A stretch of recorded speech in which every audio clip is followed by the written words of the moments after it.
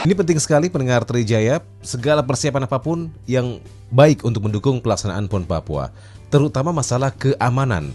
Ya, perdamaian di Papua memang sempat terganggu karena ulah kelompok separatis teror KST. Oleh karena itu, penegakan hukum pada mereka wajib dilakukan. Tujuannya agar keadaan jadi aman dan masyarakat tidak was-was saat beraktivitas di luar. Menurut data, sudah ada setidaknya 95 korban jiwa dalam 3 tahun terakhir yang jadi korban KST. Chief Eksekutif ILY Institute Syarif Hidayatullah menyatakan bahwa pemerintah harus mengambil sikap tegas dan jangan sampai ada korban berikutnya. Memang baik warga sipil maupun militer, banyak aparat juga yang jadi korban jiwa, bahkan meninggal dunia karena ulah sniper KST. Pemerintah diharapkan jangan takut akan HAM karena penegakan hukum pada KST tidak melanggar HAM.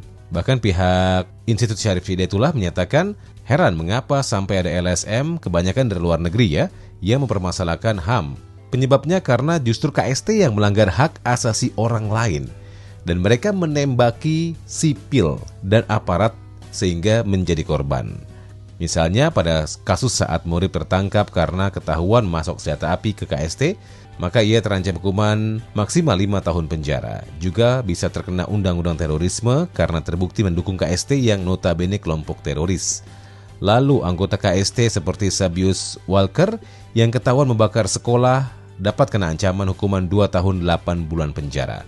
Karena perusakan gedung sekolah dapat menghancurkan masa depan putra-putri Papua. Penegakan hukum harus dilakukan apalagi ia masuk dalam daftar DPO polisi. Lain halnya dengan kasus Lekagak Telenggen yang berkali-kali melakukan penyerangan dan pembunuhan aparat dapat terkena hukuman maksimal seumur hidup.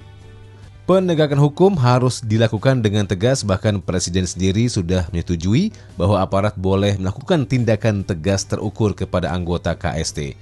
Penyebabnya karena anggota KST sudah melampaui batas dan saat terjadi kontak senjata yang terjadi adalah korban atau bertahan, jadi tidak ada pelanggaran hak asasi.